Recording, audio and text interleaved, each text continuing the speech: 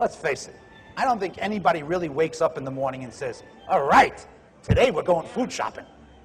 I don't think grocery shopping is something people really do because they're really excited about it. I don't think anybody wakes up and says, I can't wait to get out of here today because we are going to Kroger's. People do it because they have to do it. But where they go depends on the experience they receive. There's only one thing that really differentiates one supermarket from another. It's the people. It's the people. It's you, and it's how you develop your people, because that's all that matters.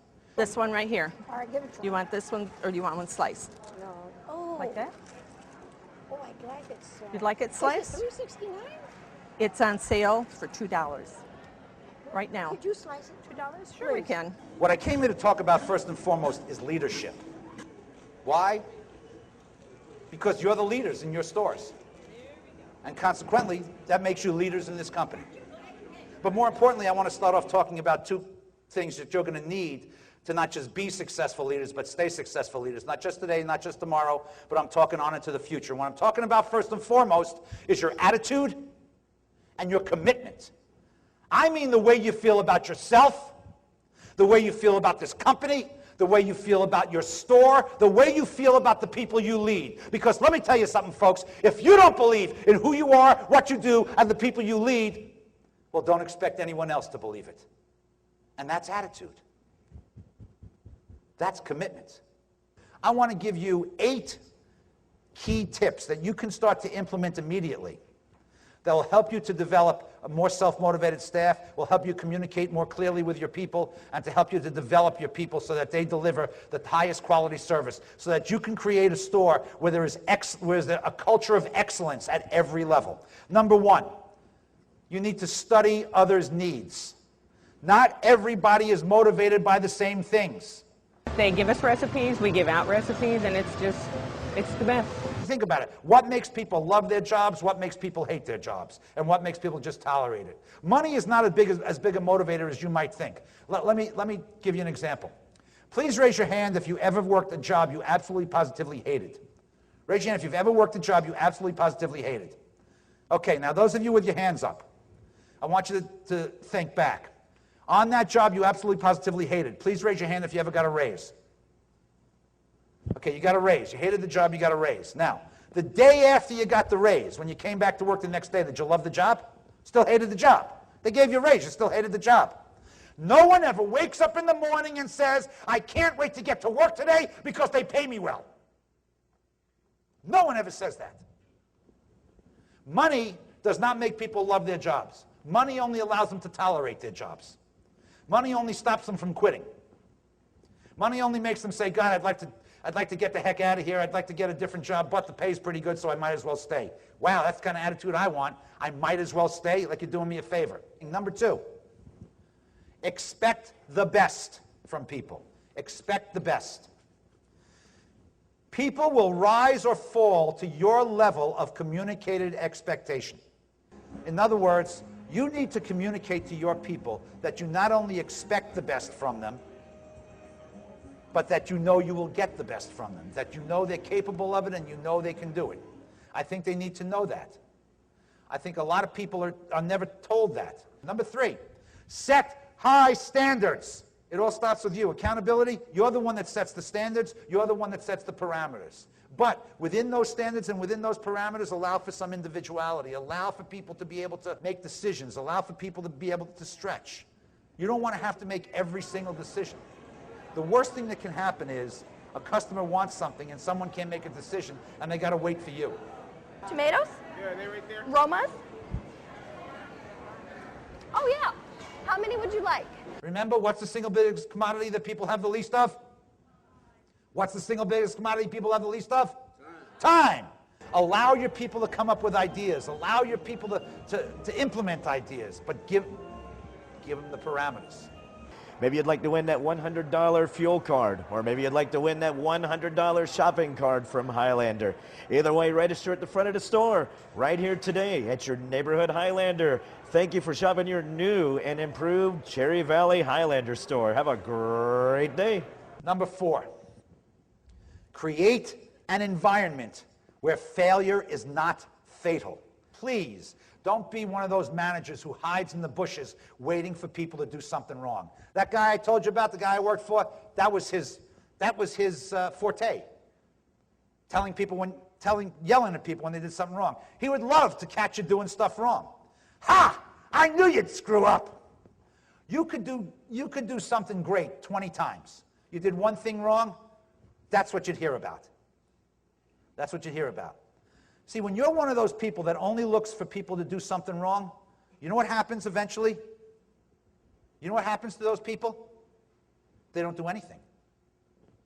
Their motivation at work, their whole point of being there every day is, I'm just going to do the minimum. I'm just going to do what I'm here to do. I'm not going to go above and beyond, because my whole thing every day is I just don't want to get yelled at. Create an environment where failure is not fatal. Number 5, recognize and applaud achievement. Recognize and applaud achievement. Look for people doing something right. I'm telling you, recognition and achievement are the 2 biggest motivators in the workplace. Sounds like you really got some great ideas to put in for our next holiday. We Mother's do. Day should be awesome for us. It will. I hope we go above and beyond. Absolutely. If you want to have the right to tell me when I did something wrong and show me how to fix it, then you must tell me when I did something right. See, that's balance. Number 6, use role models to encourage success. The best thing you could do as a manager is to get your middle 80% to interact more frequently with your top 10%. If that's all you did, your store would be better. As good as your stores are, and I know your stores are doing well, your stores would be even better if that's all you did, just that one thing. Just got your middle 80% to interact more frequently with your top 10%. Number 7, help your people build winning streaks. Nothing beats a winning streak. You know how you help people build winning streaks? By putting them in positions to succeed. If you watch sports, the best coaches they don't ask people to do things they know they can't do. They maximize their strengths and minimize their weaknesses.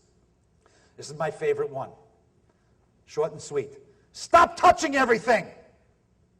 Stop touching everything. You got people working for you? Does every one of you have people working for you? Yes? Let them do their jobs. Let them do their jobs. You hired them to do a specific job. Let them do their jobs. If you have to do their jobs for them, then they shouldn't be there. And you shouldn't be a manager. If you have to do the cashier's job, I should just as well pay you to be the cashier. I don't need to pay you to be a manager. I can get rid of a cashier and make you a cashier. Understand who the customer is and what they really want. You want to look at a company that really understands that, McDonald's. They're doing probably as well as anybody during this recession. They're doing really well, actually. But McDonald's really understands that. They understand who the customer is and what they really truly want. I mean, think about it. McDonald's understands that they have different types of customers, just like you guys have. McDonald's understands they have 2 distinct different types of customers. One is adults, the other, though, is kids. And they understand that each set of customers buys for totally different reasons.